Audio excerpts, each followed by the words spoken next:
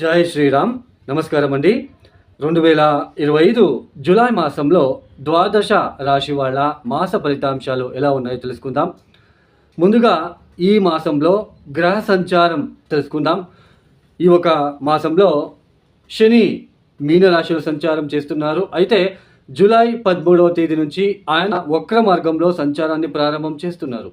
రాహు కుంభరాశిలో సంచారం, కేతు సింహరాశిలో సంచారం, ఇక గురువు గారు మిథున రాశిలో సంచారం చేస్తున్నారు.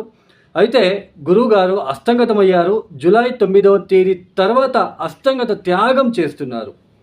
ఇక శుక్రుడు వృషభంలో సంచారం, బుధుడు కర్కాటక రాశిలో సంచారం. అయితే బుధుడు కూడా ఈ మాసంలో రెండో వారం తర్వాత ఆయన వక్రించి సంచారాన్ని ప్రారంభం చేస్తున్నారు. ఇక కుజుడు వచ్చేసి సింహరాశిలోనే సంచారం చేస్తున్నారు. ఇక సూర్యుడు జూలై 16వ తేదీ వరకు మాత్రమే మిథున రాశిలో సంచారం, తదుపరి కర్కాటక రాశిలో సంచారం చేస్తున్నారు. ఈ ఏదైతే గ్రహ సంచారం ఉందో ఈ గ్రహ సంచారం అనేది ప్రాపంచిక విషయంలో అంతగా బాగోలేదండి. ఎందుకంటే రాహు కేతువుల మధ్యలోనే అన్ని గ్రహాలు కూడా ఉండడము, సంచారం చేయడము, అందులోన కుజుడు అగ్నితత్వ రాశులకు ఆయన సంచారం చేయడము, ఆ కుజుడిని రాహు చూడడము, కుజాకేతువులు ఇద్దరు కూడా డీప్ కంజక్షన్ అవబోతున్నారు. తర్వాత కుజుడి ఒక అష్టమ దృష్టి శని మీద పడుతున్నది కాబట్టి సో ఈ గ్రహ సంచారం అనేది ప్రాపంచిక విషయంలో అంతగా మంచిది కాదు, అంతగా బాగోలేదు ప్రాపంచిక విషయాలలో. మరియు ఎవరి వ్యక్తిగత జాతకంలో కుజ మహాదశ, శని మహాదశ, కేతు మహాదశ జరుగుతూ ఉంటే వాళ్ళకి కొంచెం కష్టమైన కాలం అని చెప్పవచ్చు. మరియు మీ జన్మజాతకంలో ఆ దశా భుక్తి ఏది, ఆ దశానాథుడు ఎక్కడ ఉన్నాడు, భుక్తి ఏది, భుక్తినాథుడు ఎక్కడున్నాడు మీ జన్మజాతకంలో, మరియు ఇప్పుడు గోచారంలో ఈ సమయంలో ఆ దశానాథుడు గోచారంలో ఎక్కడున్నాడు, ఆ భుక్తినాథుడు గోచారంలో ఎక్కడున్నాడు, ఈ రెండిటిని అంటే మీ జన్మజాతకంలో ఉంటున్న దశాభుక్తిని, దశానాథుడు ఎక్కడున్నాడు, భుక్తినాథుడు ఎక్కడున్నాడు మీ జన్మజాతకంలో, ప్లస్ గోచారంలో ఇప్పుడు దశానాథుడు ఎక్కడ వచ్చాడు, ఎక్కడ సంచారం చేస్తున్నారు, భుక్తినాథుడు ఎక్కడ సంచారం చేస్తున్నారు, ఇది మీరు తెలుసుకున్నట్లు కనుకైతే ఖచ్చితంగా ఫలితాలు ఎలా ఉంటాయనేది మనకి ఈజీగా అర్థమవుతుంది. ఇక ఒక రాశుల గురించి మనము తెలుసుకుంటూ వెళ్దాం. 2025 జూలై మాసంలో మకర రాశి వాళ్ళకి ఈ మాసంలో శుక్రుడు యోగిస్తున్నాడు. 6వ స్థానంలో జూలై 15వ తేదీ వరకు సూర్యుడు యోగిస్తున్నాడు. తర్వాత తృతీయ స్థానంలో శని కూడా కాస్త యోగిస్తున్నాడు.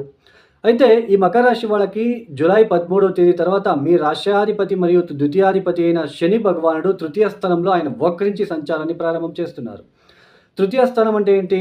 ఆత్మస్థైర్యము, స్థైర్యము, ధైర్యము, మన నైబర్స్తో ఎలా ఉంటాం మనం ఎలా రాస్తాము, తర్వాత మన సోదరులతో ఎలా ఉంటాం మనము, లేదా మన జాతకంలోనే మన సోదరులు, మనకు అక్క చెల్లెలు ఉంటే వాళ్ళ జీవితాలు ఎలా ఉంటాయి, ఇవన్నీ కూడా తృతీయ స్థానం నుంచి మనం చూసుకోవచ్చు. తర్వాత కమ్యూనికేషన్ ఎలా ఉండబోతుంది, తర్వాత మీడియా రంగంలో మనము ఫేమస్ అవుతున్నామా, చాలామంది యూట్యూబర్స్ మీకు తెలిసే ఉంటుంది, పెద్ద పెద్ద యూట్యూబర్స్, వీళ్ళందరూ కూడా తృతీయ స్థానం బాగుంటేనే వాళ్ళు ఇంత పెద్ద యూట్యూబర్స్ అయ్యి ఉండే ఆస్కారాలు ఉంటాయి. మెయిన్ తృతీయ స్థానం చాలా ఇంపార్టెంట్. అలాంటి శని యోగించే ప్లేసుల్లో ఒకటైన తృతీయ స్థానంలో శని సంచారం అనేది మంచిదే. పైగా ఈ జూన్ మాసం అంతా కూడా మనకి ఈ ఒక కుజుడు సింహరాశిలో కూర్చొని ఈ ఒక అష్టమ దృష్టితో శని చూస్తున్నాడు. సో ఇవన్నీ కూడా డిస్టర్బెన్సెస్ మీరు ఫేస్ చేస్తూ ఉంటారు అన్ని ఒక విషయాల్లో. తర్వాత తృతీయ స్థానం అంటే చిన్న చిన్న జర్నీస్, లాంగ్ డిస్టెన్స్ కాకుండా చిన్న చిన్న జర్నీస్ తృతీయ స్థానం నుంచి చూస్తాం. అలాంటి ఒక మీ జన్మరాశికి అధిపతి అయిన ద్వితీయాధిపతి అయిన శనిని కుజుడు చూడడం అనేది అంత బాగా ఉండదు. పైగా ఈ సమయంలో జూలై 13వ తేదీ తర్వాత ఆయన వక్రించబోతున్నారు. సవ్యంగా వెళ్ళేటప్పుడు ఆల్రెడీ శని అంటేనే స్లో మూవింగ్ ప్లానెట్, తర్వాత రిస్ట్రిక్షన్ ప్లానెట్, కర్మకారకుడు. నిదానంగా మనకి ఫలితాలు ఇచ్చే గ్రహం శనిగ్రహం కనుక బాగుంటే స్టెప్ బై ఎదుక్కుంటూ ఒక పొలిటీషియన్ అవ్వడము, కాంట్రాక్టర్స్ అవ్వడము, ఇలాంటివన్నీ ఉంటాయి. ఆటంకాలు ఇచ్చి ఆయన పైకి తీసుకుపోతాడు బాగుంటే మన జాతకంలో. బాగా లేకపోతే ఆటంకాలు ఇవ్వడు, ఏముండడు, అక్కడే పెట్టేస్తాడు. సో అది అండి. సో ఇలాంటి శనిగ్రహము ఇప్పుడు జూలై 13వ తేదీ తర్వాత వక్రించి సంచారం ఏదైతే ఉందో, ఏదో తెలియని కమ్యూనికేషన్ పరంగా, లేదా సోదరులతో పరంగా, లేదా ప్రయాణాల విషయంలో ఏదో తెలియని ఒక స్ట్రెస్ ఏర్పడుతూ ఉంటుంది. ఈ సమయంలో కమ్యూనికేషన్ ఎక్కువ సార్లు మీరు కమ్యూనికేషన్ చేయాలి. అంటే 1కి 2 సార్లు. ఎందుకంటే శని వక్రించాడు కాబట్టి. ఫర్ ఎగ్జాంపుల్ టీచర్స్, మీరు చెప్పిందే చెప్పాలి. మీ స్టూడెంట్స్‌కి 2, 3 సార్లు చెప్పినా అర్థమవ్వదు. ఎన్ని సార్లు చెప్పాలిరా నీకు, అంత క్లియర్‌గా చెప్తున్నాను కదా, ఇంకా ఎన్ని సార్లు చెప్పాలి అన్నట్టుగా మీరు చెప్పిందే చెప్పాలి. అంటే కమ్యూనికేషన్ పరంగా ఎగైన్ అండ్ ఎగైన్ మీరు ఎక్కువ కమ్యూనికేషన్ చేయాలి వాళ్ళతో. అలాంటి సిచ్యుయేషన్. ప్రయాణాల్లో ఎక్కువ డిస్టర్బెన్సెస్, ఒక స్ట్రెస్ ఏర్పడుతూ ఉంటుంది బికాజ్ ఆఫ్ వక్రించిన శని వలన. తృతీయ స్థానం అంటే చిన్న చిన్న ప్రయాణాలు. ఆబ్వియస్లీ మీరు ఎక్కడైనా మీరు ఉండే ఇంటి నుంచి మీ ఆఫీస్ 20 కిలోమీటర్స్ ఉంటుంది. ఈ సమయంలో మొత్తం శని వక్రించి ఏదైతే సంచారం చేస్తున్నారో, ఇక మీద ఈ ఆఫీస్కి వెళ్ళే క్రమంలో చాలా స్ట్రెస్ ఫేస్ చేస్తూ ఉంటారు. ఈ సమయంలో సడన్గా కిందకి పడడము, లేదా ఎక్కువ డిస్టర్బెన్సెస్ ఫేస్ చేయడము, ఎక్కువ వెహికల్స్ ఉండడము, వాటిని అన్నీ దాటుకుంటూ వెళ్ళాల్సిన ప్రమేయము. సో ఇలాంటివి ఎక్కువ కమ్యూనికేషన్ పరంగా, ఎక్కువ జర్నీ పరంగా, లేదా మిమ్మల్ని మీరు ప్రూవ్ చేసుకోవాలి. ఇప్పుడు ఈ సమయంలో ఎలాంటి సిచ్యుయేషన్ వచ్చిందిరా కర్మ నాయనా, నేను ఎంత చెప్పినా వాళ్ళు వినట్లేదే, నేను మంచివాడని ఎలా చెప్పాలి, ఇలా కమ్యూనికేషన్ ఎక్కువ చేయాల్సిన ప్రమేయం ఏర్పడుతూ ఉంటుంది ఈ సమయంలో. పైగా ఆర్థిక విషయంలో ఒడిదొడుకులు ఫేస్ చేయక తప్పదు ఈ సమయంలో. అష్టమ స్థానంలో కుజాకేతువులు. ర్యాష్ డ్రైవింగ్ మానేయండి. గుప్తాంగాంగాలకి సంబంధించిన సమస్యలు, సర్పల బాధలు, మెయిన్ పళ్ళకి సంబంధించిన టీత్కి సంబంధించినది, లేదా మౌత్కి సంబంధించినది ఏదైతే ఈ ప్లేసెస్ ఉంటుందో అక్కడ పెయిన్ లాంటిది ఎక్కువ రావడానికి అవకాశాలు ఉంటాయి. ఫేస్లో పింపుల్స్ లాంటివి, సో ఇలాంటివి ఎక్కువగా ఉండే ఆస్కారాలు ఉంటాయి. తర్వాత శారీరక సౌఖ్యం మీకు ఉండదు ఈ సమయంలో.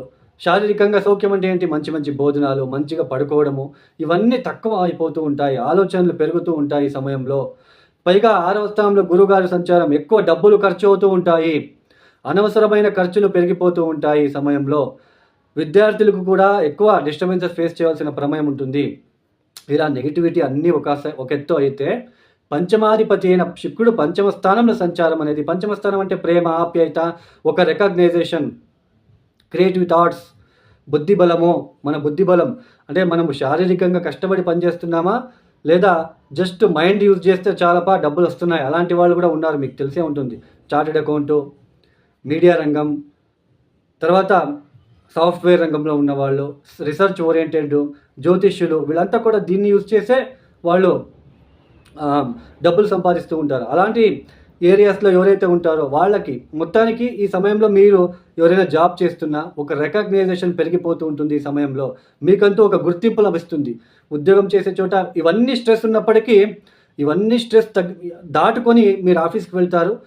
ఆఫీస్కి వెళ్ళినప్పుడు కూడా మీకు అలాంటి పరిస్థితిలో ఉంటే మీరు ఇంకా డిసప్పాయింట్ అవుతారు. బట్ ఈ సమయంలో శుక్రుడు బాగున్నాడు కాబట్టి ఈ స్ట్రెస్ అన్నీ తట్టుకొని మీరు ఆఫీస్కి వెళ్ళగానే మిమ్మల్ని ఎవరో ఒక అప్రిషియేట్ చేస్తారు. నిన్న మీ ప్రాజెక్ట్ చేశారండి, చాలా సక్సెస్ఫుల్గా రన్ అయింది, మన ఎండి బాగా నన్ను అప్రిషియేట్ చేశారు, మిమ్మల్ని కూడా అప్రిషియేట్ చేయమని చెప్పారు, మిమ్మల్ని కూడా పిలుస్తారంట బాసు, మిమ్మల్ని కూడా అప్రిషియేట్ చేస్తారంట.